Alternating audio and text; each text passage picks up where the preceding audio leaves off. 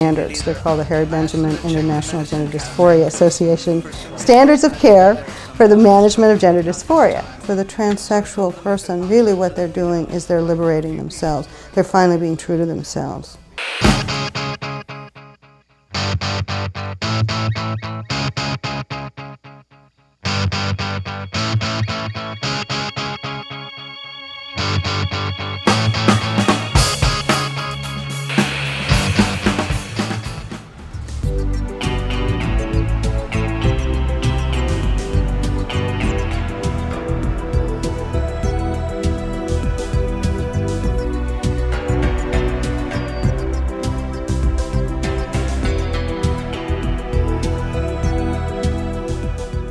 When I first saw Valerie at the clinic, there was a moment that we noticed each other. I'd have to call it pupil-to-pupil eye contact. I saw a connection. I had some garlic cloves on the table at dinner, and that caught Wendy's attention, which she liked the same things. Well, I like my food highly spiced. Something touched. I can't identify it. I don't know what it is. I think I said something like, "There's a woman after my own heart." We talked. Then I left for my surgery and came back. She left for hers and came back. Well, I invited her in. I gave her a body massage, and because she was still sore and aching, and we talked and touched. And, let's just, you can spend the night in my bed if you want. I mean, we couldn't sexually do anything, but it was one close night that, we, as much as reasonably possible, we took the sports cars out and took them for a test drive before the paint was dry. It was like the first honeymoon night where sex was not the object. It was just two lonely people reaching out, and with all the defenses down, all the guards dismissed.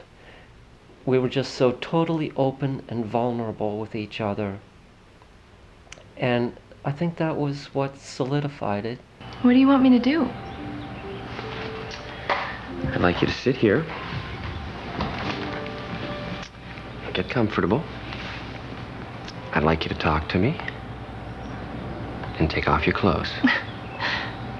Barely knew each other, and we're making a commitment to spend the rest of our lives together. And we're going through our adjustments of, any couple would, but they're more magnified with us because of our readjustment and working into a new life. Well, we're two different people, aren't we? I see us as innovators, as pioneers, as I've said previously, with a final frontier. We are ambassadors of our community. Fascinating. And educators. Interesting. We have to be. Not only for ourselves, but really for all people. Fascinating.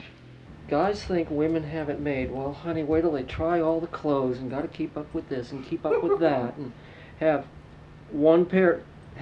6 pairs of black shoes and various things from... Oh, you know what? What? Bisexual. My being bisexual. Transsexual. As well as being transsexual. Or in a transsexual lesbian relationship. Can make anybody feel confused. I don't believe it. To the people in the heterosexual community, those in the religious communities, we're not from another planet.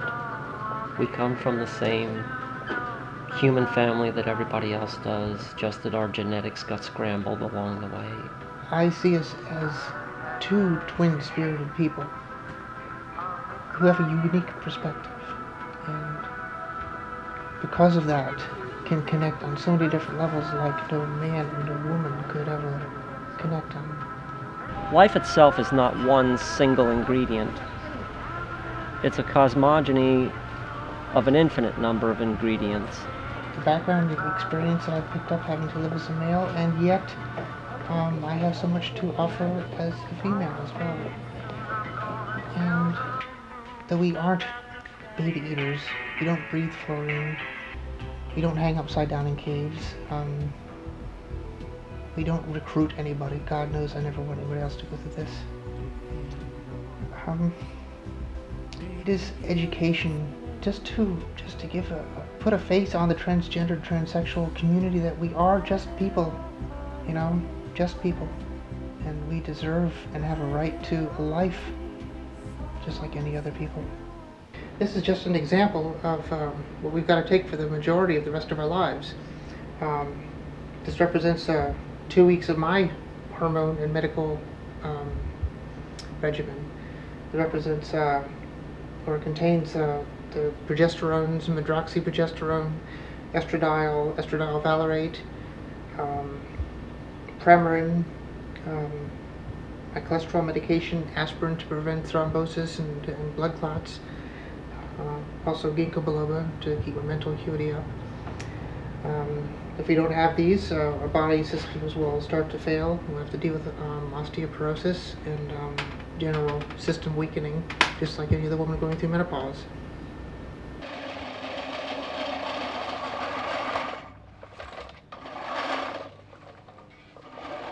Bob was a make-believe macho male, because so many guys are scared to death out there. They put on a big tough front, and that's what Bob did. Bob put on a big tough front. Bob put on a face that said, "You even think about it and I'm going to kill you."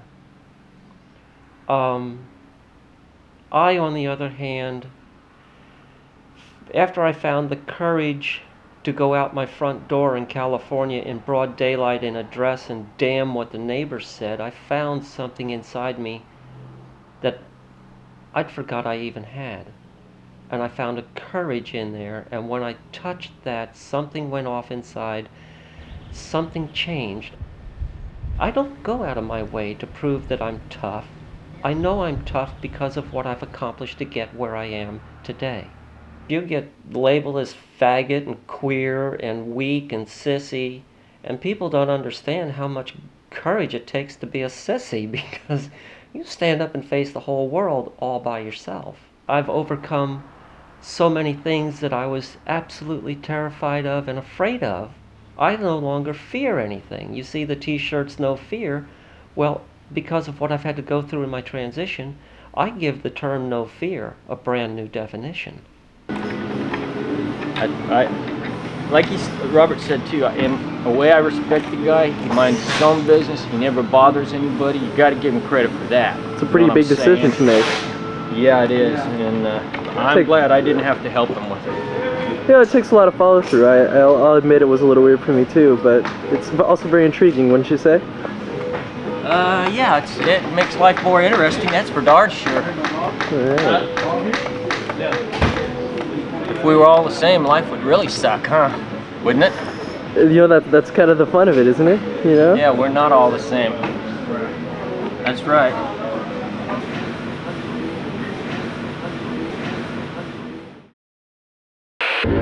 Men dance from shoulders, women dance from hips.